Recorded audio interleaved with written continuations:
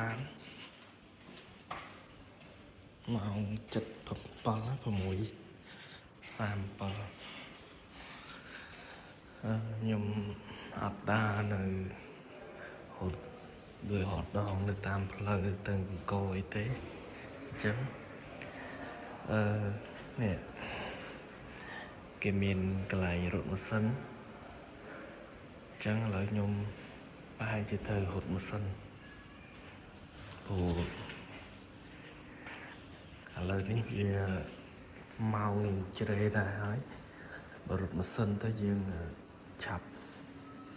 បានតាណាតណៃទៀតព្រោះបើអត់បានរត់ទេថ្ងៃហ្នឹងគឺដូចអត់ស្លាស់ខ្លួនព្រោះយកមិញញ៉ាំបៀយកមិញហ្នឹងគឺថាវាញ៉ាំឲ្យព្រលឹមឡើងរៀងសេះសោះដែរអានេះផ្លូវដែលខ្ញុំមកពីងូទឹកអស់សោះមិញនេះ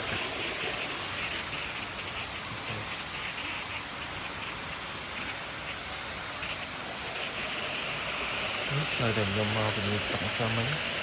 អានេះគូដែលខ្ញុំហៅទឹកយប់មិញងីកមិញអូព្រលឹមឡើងស្ងាត់ល្អ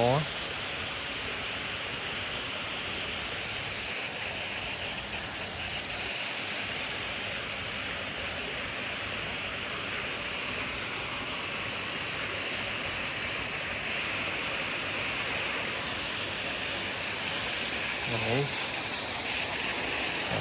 នៅក្រោមគេដាំរុក្ខជាតិធ្វើចដាលកោងចឹងទៅស្អាត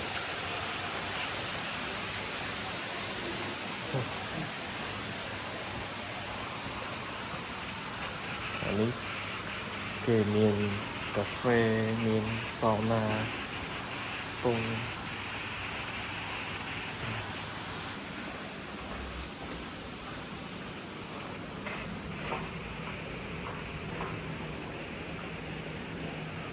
អូខេអានេះមកដល់កន្លែងរត់ហើយឃើញទេបងប្អូន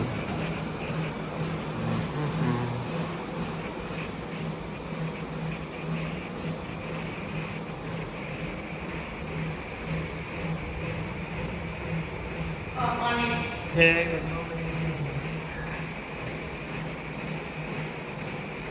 បាយរត់ជាប់នឹងគាត់ដែរ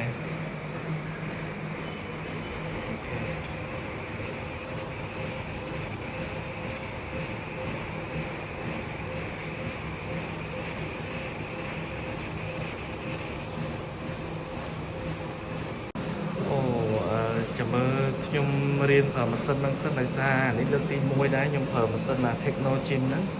អញ្ចឹងចាំមើលខ្ញុំរត់ហើយចាំខ្ញុំថតជាវីដេអូទៀតអរគុណបងប្អូន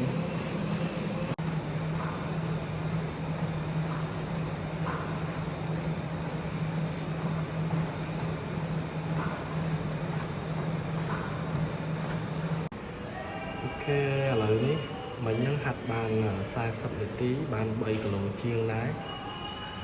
ឡូវម៉ោង7កន្លះហើយអញ្ចឹងខ្ញុំត្រូវប្រញាប់ទៅបន្ទប់វិញដើម្បីញ៉ាំអាហារ breakfast ហើយយើងនឹងធ្វើដំណើរទៅកន្លែងផ្សេងនៅព្រឹកនេះទៀត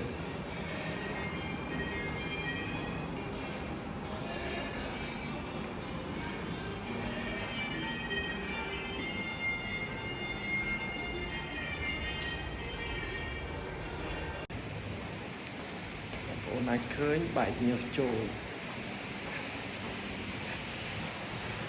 ស្រួលខ្លួន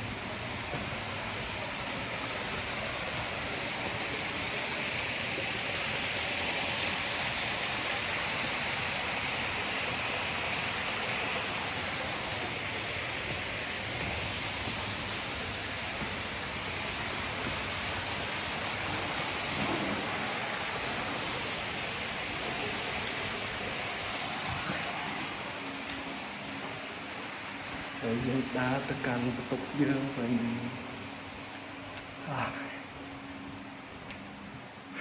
40 នាទីមិញបាន3គីឡូជាងនិយាយទៅខ្ញុំ recommend ឲ្យបងប្អូនដែលបានមកដល់លេងឆ្លៀត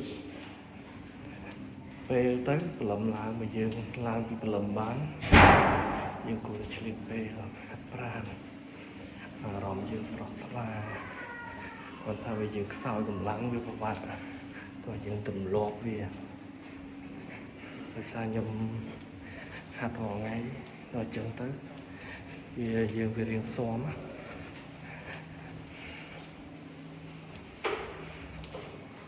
ហើយកម្លាំងយើងក៏យើងធម្មតាយើងដើរម្នាក់ខ្លះគាត់ខ្សោយអាហ្នឹងគាត់មិនបាច់ហាត់ទេគាត់ទៅញ៉ាំអីឆ្អែតទៅហើយទុកកម្លាំងដើរភាសាទៅក៏ដូចហាត់ប្រាណដែរអូខេបាយបាយ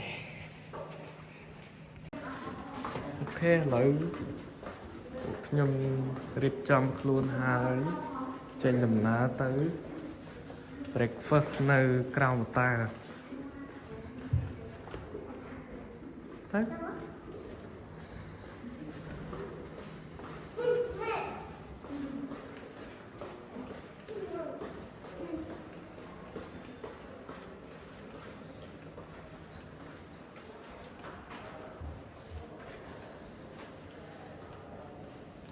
ចុះចតាក៏បាន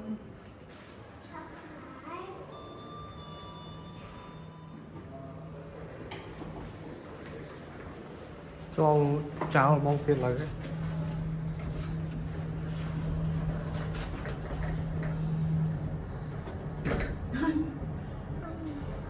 មែនទេឆេង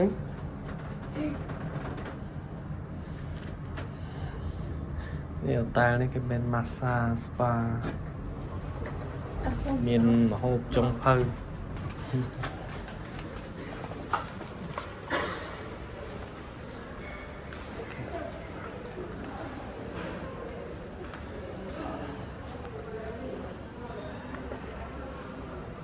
នេះមានអយពេញសម្រាប់ម៉ាស្សា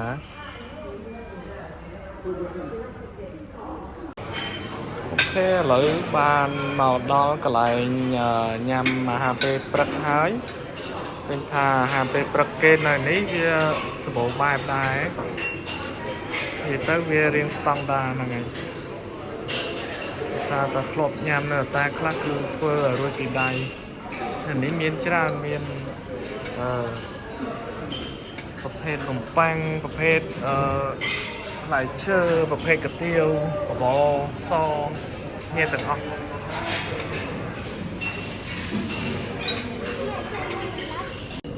ូខេបងប្អូននេះកាទៀវនៅ buffet នៅអូតាំងមានអីតំណងមកគេឡើងឈ្ងុយតែមួយចាននេះល្មមញ៉ាំវាអត់ច្រើនទេក៏អត់តិចពេកដែរ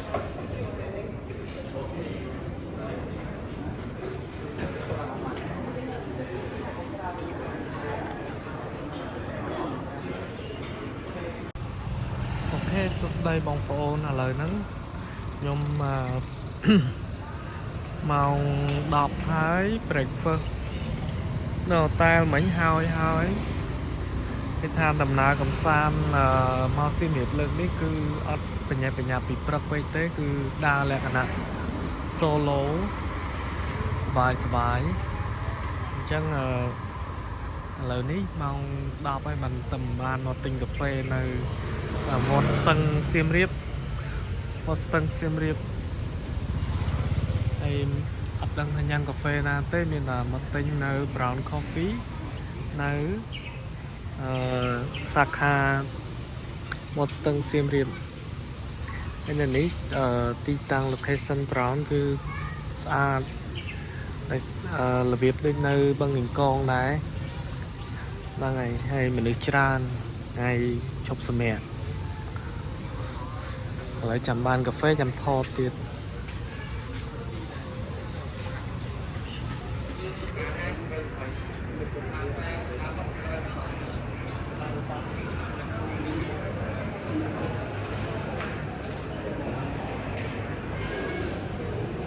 ន នេះមាននៅជាន់លើមួយទៀតគាត់មកញ៉ាំគាត់ចង់អង្គុយនៅខាងលើមានម៉ាស៊ីនត្រជាក់អ្នកខ្លះគាត់ចង់ relax ចឹងទៅគាត់អង្គុយនៅក្រៅទៅវាខ្យល់បរិយាកាសល្អ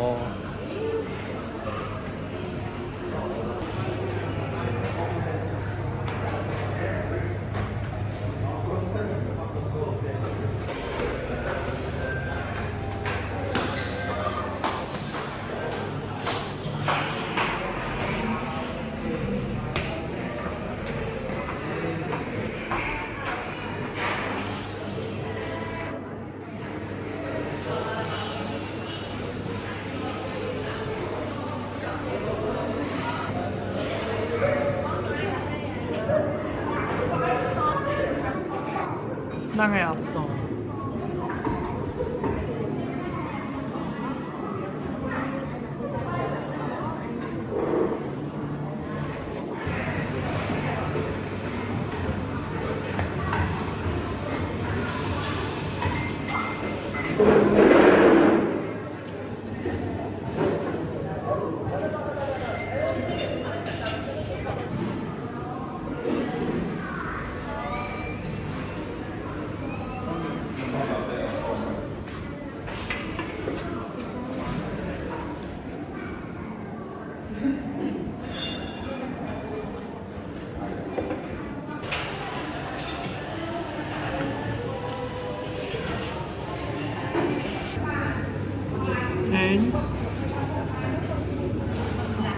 nha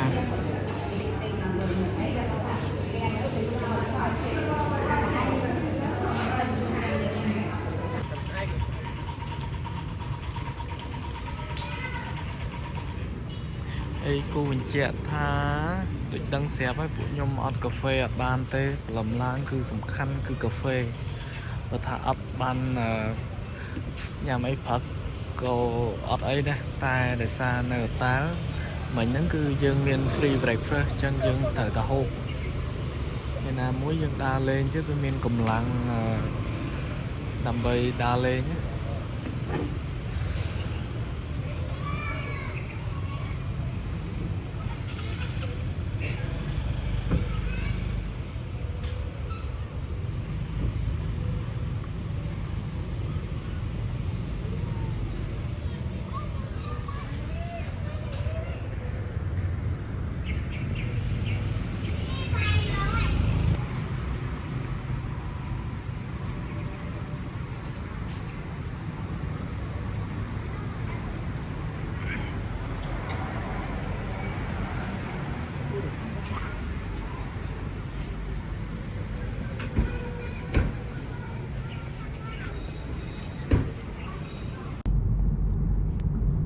បងប្អូនឥឡូវខ្ញុំធ្វើដំណើរចូលទៅក្នុងដែនដីនៃអង្គរហើយអញ្ចឹងខ្ញុំនឹងធ្វើដំណើរទៅប្រាសាទព្រះខ័នតែប្រាសាទព្រះខ័នគឺគេកំពុងល្បីដែលមានកន្លែងថតរូបស្អាតមានទឹកមានអីអញ្ចឹងរងចាំទស្សនាទាំងអស់គ្នា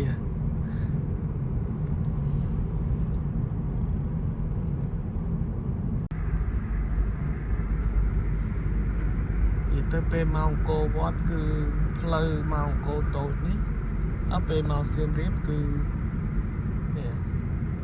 បងឯងឃើញអានេះស្វាគមន៍ស្វាគមន៍អង្គរអញ្ចឹងអ្វីដែលសបាយគឺឃើញដើមឈើធំធំអញ្ចឹងទឹកជ័យតិចលុបតាមអងតាមផ្លូវធ្វើដំណើរធ្វើអារម្មណ៍យើងវាស្រស់ថ្លាស្រស់ស្រាយសប្បាយចិត្ត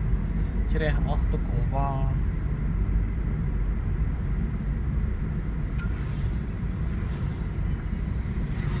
ហើយបងប្អូនតនេអីល្ងាចឡើងឆ្លៀតជួលតុកដូចខ្ញុំជិះម្សិលមិញហ្នឹងអាហ្នឹងបានប៉ះមួយខ្យល់វាខុសពីយើងជិះតាមឡានវាប្លែកបរិយាកាសវាម្យ៉ាងដែរមានអ្នកខ្លះទៅគាត់ជួលម៉ូតូជួលកង់អីចឹងទៅហើយនៅសៀមរាបនេះដែរគឺ anh vậy ta lại chúa cứ Israel tục tục này mui đấy về mệt thay thằng oi ta lại xong rồi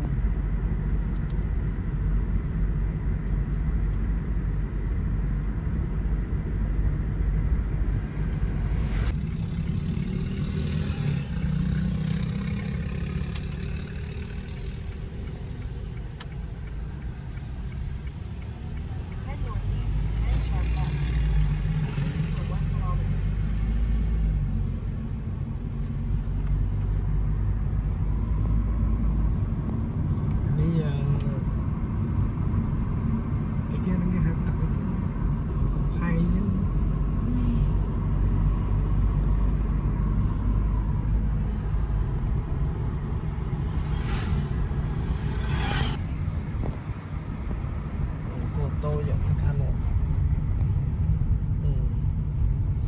ngày này đừng mở ra ngày đầu tiên 800 ngày chấm 2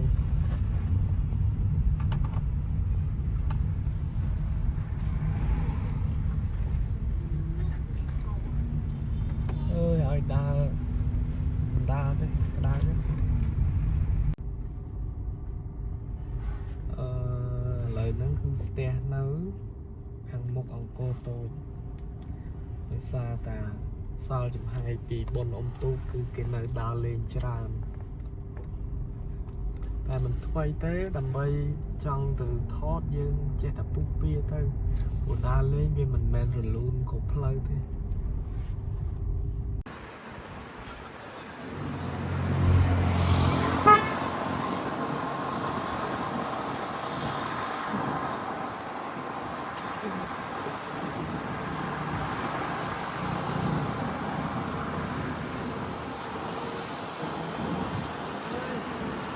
Mang chó quá.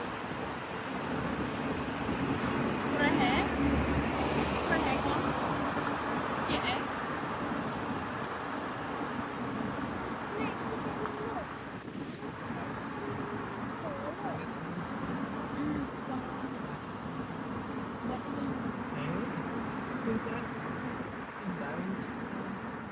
Lo bật cho nó hồi đá nhặt lét. Cái hơi thở khóc trời ô anh ấy bờ sạt bạn khai anh ấy cái lại nhà lang mơ ngày lớn chứ chờ là nghỉ lang nhưng mà mơ ngày lên bàn ôn là hồ lang bạc hai đó này nghỉ nhưng mà mơ ngày lớn chứ hả ở đây mà sao bạc hai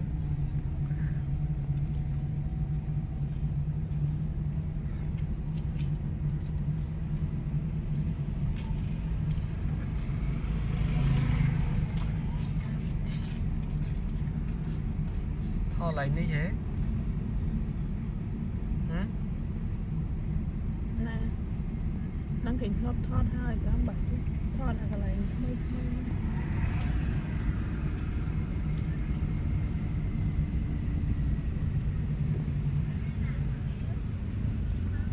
ơi bằng lan không thoát quá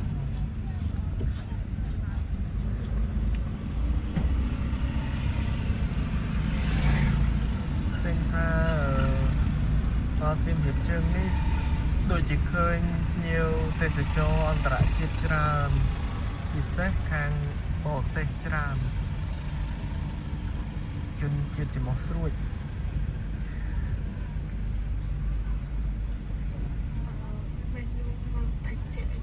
để là cái thọt nè do dụ nó ở cho spin ấy lại bắn ấy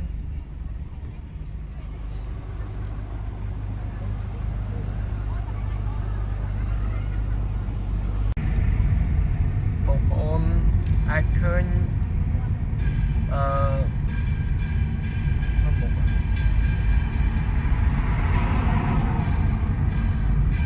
cam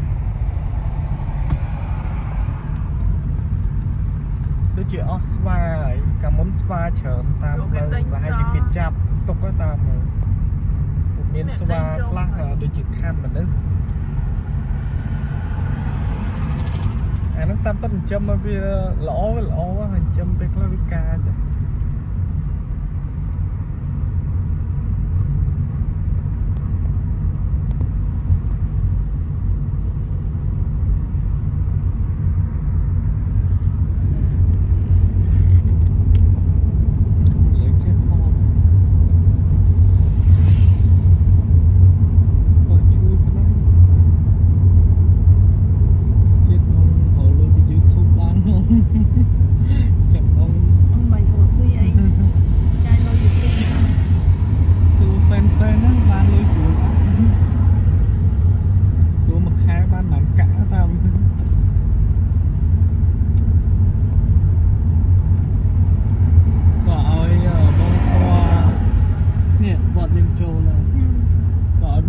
Ủa là cái thơ về hê tao mong hê nó cái hùng ấy nó hê cha nó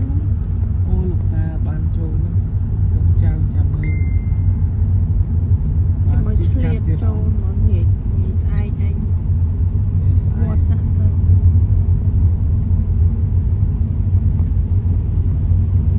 lại từng bon sao mẹ băng bong thoa trên ở đó ban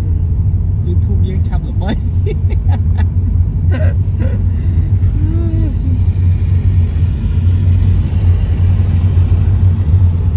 ស្រួលល្បីជាងគាត់ទៀតហ្នឹងចប់ក្រោយ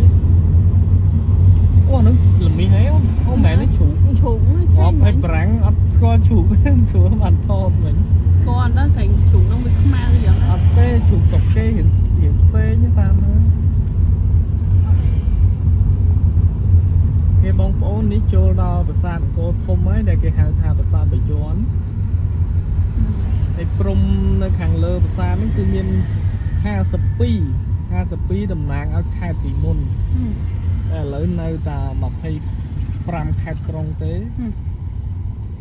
mày chẳng ភាសាខ្មែរយើងបាត់បង់ទឹកដីតែអានេះគ្រាន់ប្រវត្តិសាស្ត្រខ្ញុំក៏កើតមិនទាន់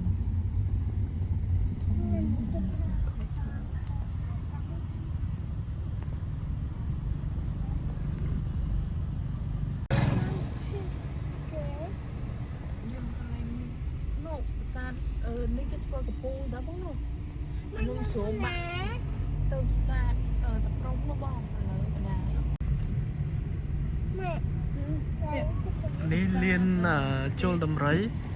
ទីលៀនជលដំរីតែបើចង់ឃើញប្រាសាទទាំងមូលតើយើងដើរទៅក្នុងទៀត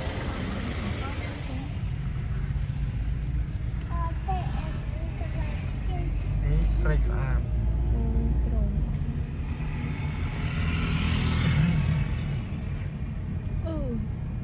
đầm hời men tán nó លៀនជលដំរីទីលៀនពីកន្លែងមួយគេជលដំរីហ្នឹងអូនបាក់ពេលអូនបើកឡានម្ដងនេះតែនេះប្រាសាទស្នំទាំងម៉ាន12ហ៎ប៉ាឡៃ12ស្រួលមិននេះ12ថៅហ្នឹងស្នំទាំង12តែទ្រង់ពីមុនគាត់មានស្រីស្នំ12ហើយអាហ្នឹងគ្រាន់រាប់ត្រួសឯណាអាលឿននឹងទៀតអាលួចលាក់កឹបគេទៀតអាហ្នឹងអត់ដឹងបានទេអើយនិយាយលេងទេអាហ្នឹងដេកនៅមិនបងនិយាយឲ្យសោចកុំឲ្យ stress តាមបងអាហ្នឹងដេកនៅមិនអីសួរបងស្ដាច់ពីមុនពីក្នុងនោះមានពូកមានកហកអីហ្នឹងអត់មានខេឆ្ងល់ម៉ែគេគ្រាន់ធ្វើតំណាងឯណាហ្នឹងហើយឡាបាក់លំអស់ហើយតែពេលខែក៏មិនដេកដល់ហ្នឹងឯងត្រូវឯនេះហូបចម្លាក់គេនេះច្រើននេះអានេះលៀនជលដំរីបងប្អូនប្រហែលជាពិបាកមើលដោយសារខ្ញុំបើកឡានផងហើយវាបាំងអញ្ចឹងបានតែប៉ុណ្ណឹងមើលទៅខ្ញុំវាអត់មានអស់លុយអីទេគ្រាន់តែបើកអស់តែភ្លើងបងប្អូនអាចឃើញសៀមរៀប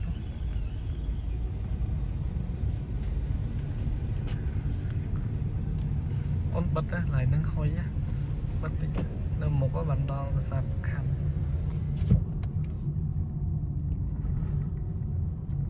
គេមកតាមធូរគេជូនដល់គ្រប់កន្លែងហើយខ្ញុំមានរឿងក្នុងចិត្តចង់ជំរាបជូនប្រិយមិត្តទេសនាចាំ surprise នៅចុងវីដេអូចង់រៀបរាប់ខ្លះអំពីខេត្តសៀមរាបអញ្ចឹងណាចឹងបងប្អូនចង់ដឹងថាអានឹងសាច់រឿងអីចាំមើលឲ្យចប់ទៅខ្ញុំនឹងធ្វើភាគឲ្យតាមដានមានការ recommend ខ្លះអូខេឥឡូវបងប្អូនចាំជួបគ្នានៅប្រាសាទហ្មងកុំឲ្យយូរអរគុណ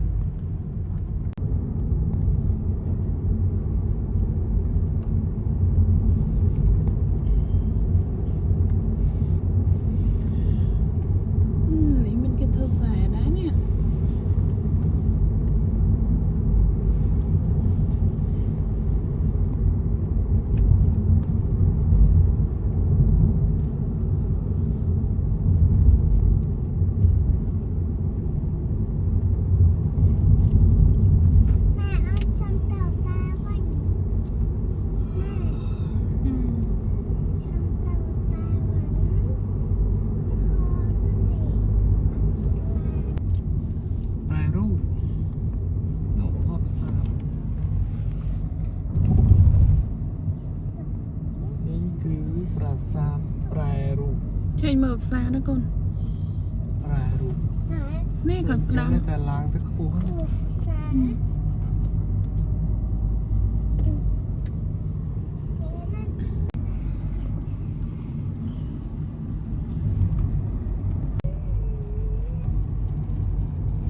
អូខេបងប្អូនឥឡូវដល់ស្រះស្រង់ហើយ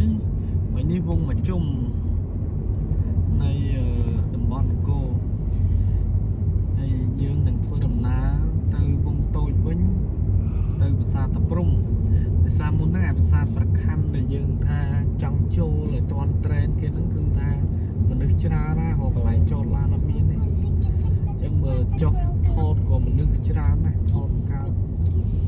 ឡូវមានតែហួសមកតាព្រំសិន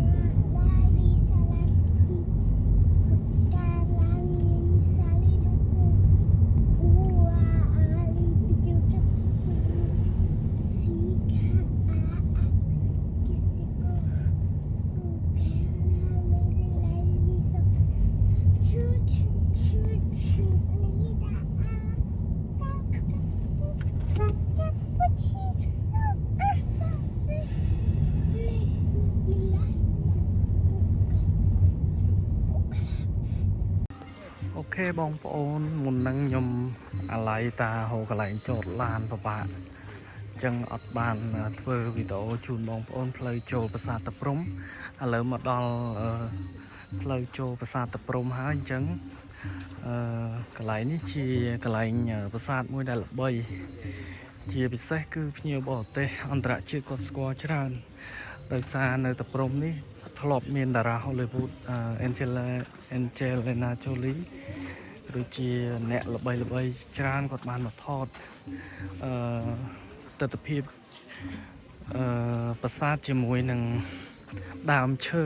ដែលជាប់ជាមួយនឹងប្រាសាទហ្នឹងជាមួយទីទៀតទៅដល់ហើយអញ្ចឹងសម្បូរភ្ញៀវបរទេសជាងភ្ញៀវជាតិយើងណាដោយសារភ្ញៀវបរទេសគាត់ស្គាល់ច្រើនគាត់ចង់មកខាងប្រាសាទតាព្រំនេះ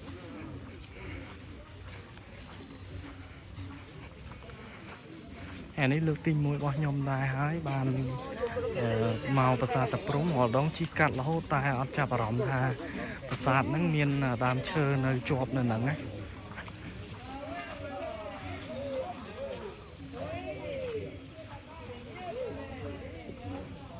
អូអញ្ចឹងយើងត្រូវឆ្លងកាត់ស្ពានទៀតតែសុំសរសើរប្រាសាទតាព្រំនេះគឺត្រជាក់ផ្លូវដើរចូលគឺពិតជាត្រជាក់ដោយសារវាមានម្លប់ឈើអមសងខាងវានៅចំកណ្ដាលនៃសួនណា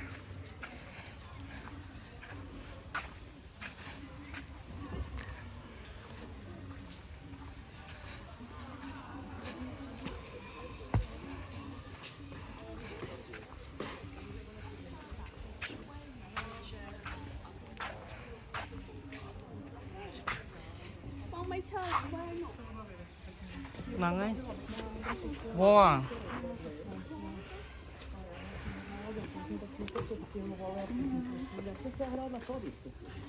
អូខេឥឡូវចាំមកចូលដល់ក្នុងចាំថតបន្តទៀត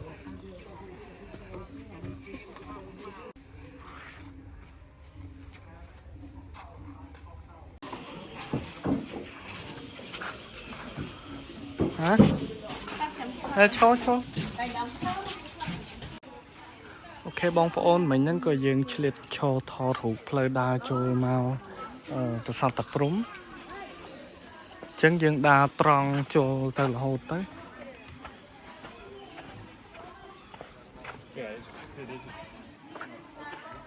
អូនៅនោះបែកបាក់អស់ហើយនោះ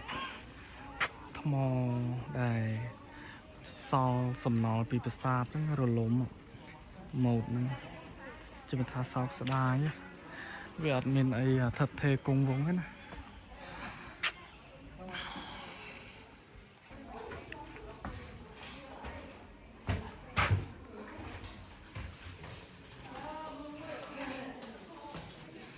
អូប្រាសាទតាព្រំធំដែរគិតទៅអូខេបងប្អូនឥឡូវនេះខ្ញុំចេញពីផ្លូវចូលមិញហ្នឹងឥឡូវគឺថាបានមកដល់ប្រាសាទតាព្រំយើងហើយក cái lại đam chơi là lập bay vô tầm anh tên á đà đầm nang oiภาษา tập trung ហ្នឹងគឺដោយសារតារា Hollywood គេធ្លាប់មកថតរឿងនៅកន្លែងហ្នឹងអញ្ចឹងទៅគឺថាល្បីខ្លាំងតែគ្រប់ភ្ញៀវទេសចរដែលមកខេត្តសៀមរាបគឺអត់រំលងទេក្រៅពីអង្គរគឺគាត់នឹងមកទេសនានៅប្រាសាទនេះដោយសារភាពល្បីល្បាញនៃរឿង Hollywood បានធ្វើឲ្យប្រាសាទតាព្រំហ្នឹងមានភាពកាន់តែល្បីល្បាញអន្តរជាតិក៏ស្គាល់ច្រើនហើយប្រាសាទនេះក៏ស្អាតដែរនៅជាប់តាព្រំស្ថិតក្នុងតាព្រំជាមួយគ្នាណា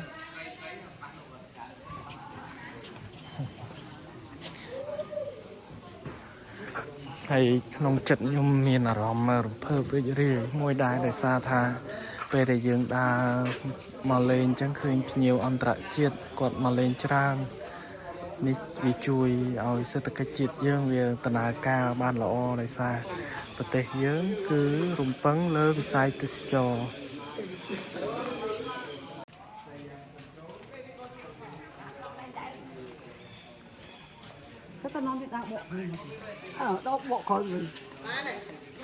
តាមឈើនៅនេះដោះជាប់ជាមួយប្រាសាទធំ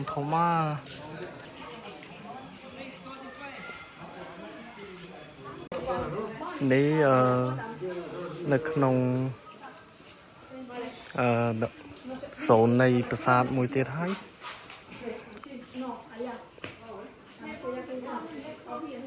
នេះជាប្លង់ដែលបរទេសគាត់មានរូបភាពមកដល់គាត់ថតឲ្យដូច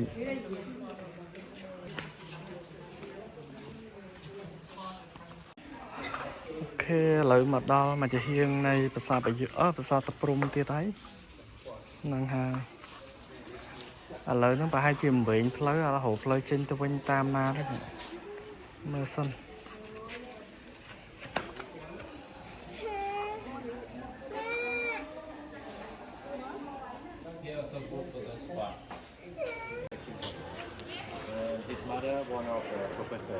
អូខេឥឡូវផ្លូវចេញទៅវិញហើយឃើញថាភ្ញៀវទេសចរច្រើនណាស់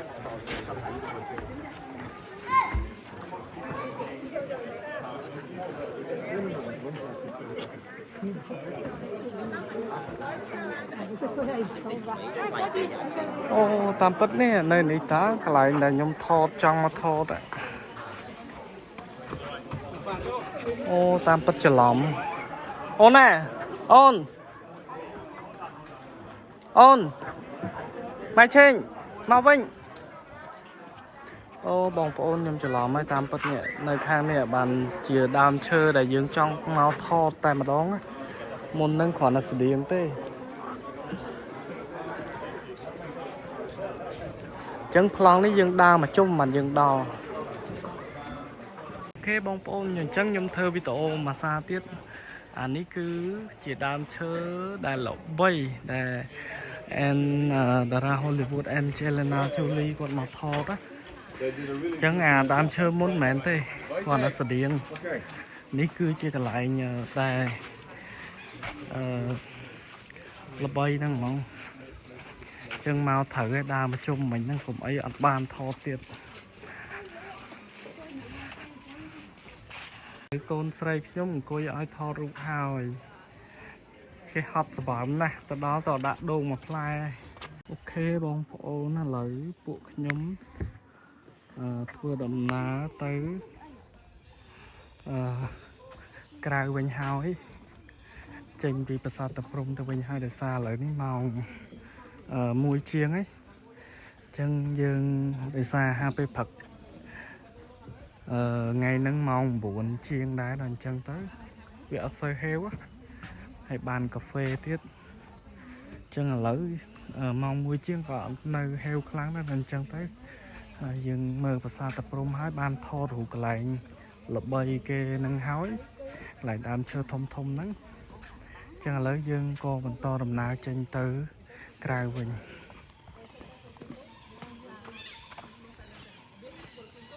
ហើយចង់បញ្ជាក់ជូនបងប្អូនមួយដែរថាបើសិនជាយើងមក ថាបរទេសគាត់មកគាត់តែងតែជួលកាយជួលអីដើម្បី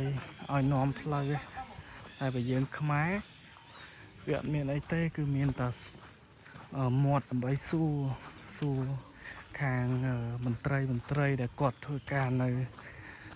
តាមផ្លូវហ្នឹងយើងសួរទៅប្រាសាទណាផ្លូវទៅណាហើយមានទេសភាពស្អាតថតរូបអីអញ្ចឹងអាហ្នឹងគាត់ប្រាប់ហើយដូចផឹកមិញខ្ញុំបានពូគាត់ប្រាប់តែអញ្ចឹងយើងមកឆាប់ដល់គោលដៅបើសិនជាយើងមើល Google Map មើលហើយប៉ុន្តែវាយើងអត់សូវច្បាស់ដែរវាអាចយូរជាងយើងសួរយើងស្គាល់ច្បាស់អញ្ចឹងណាអាហ្នឹងអាស្រ័យលើបងប្អូនទាំងអស់គ្នាអញ្ចឹងសូមអរគុណច្រើនចាំជួបគ្នាកន្លែងញ៉ាំបាយលើគឹមឆេងគេដើរមកគេហត់ពេកឥឡូវគេតាក់ដូងមួយសិននៅកន្លែងផ្ញើឡាន